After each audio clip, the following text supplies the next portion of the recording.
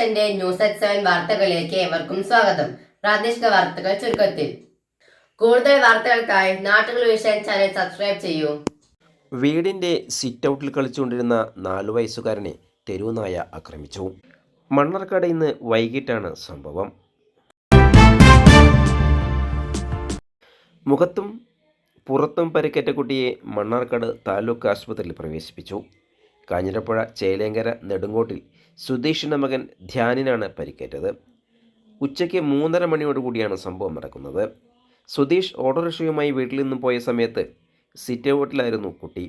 ഈ സമയത്താണ് റോഡിലുണ്ടായിരുന്ന തെരുവുനായ്ക്കൾ വീട്ടിലേക്ക് കടന്ന് കുട്ടിയെ കടിച്ചത്. വീട്ടുകാർ കുഞ്ഞിൻ്റെ കരച്ചിൽ കേട്ട് ഓടിയെത്തിയപ്പോഴേക്കും നായകൾ ഓടി മറഞ്ഞിരുന്നു. തുടർന്ന് കുട്ടിയെ ആശുപത്രിയിലേക്ക് കൊണ്ടുപോയി. വാർഡിൽ തെരുവുനായക്കളുടെ ശല്യം അതിരൂക്ഷമാണെന്നും ഇതിനു മുമ്പ് മദ്രസയിൽ പോകുന്ന കുട്ടികൾക്ക് തെരുവുനായക്കളുടെ ആക്രമണത്തിൽ നിന്നും തലനാരിഴയ്ക്കാണ് രക്ഷപ്പെട്ടതെന്നും വാർഡ് മെമ്പർ പറഞ്ഞു. തെരുവുനായക്കളെ നിയന്ത്രിക്കാനുള്ള ആവശ്യമായ നടപടികൾ സ്വീകരിക്കാൻ അധികാരികൾ തയ്യാറാകണമെന്ന് വാർഡ് മെമ്പർ സ്മിത ജോസഫും ആവശ്യപ്പെട്ടു.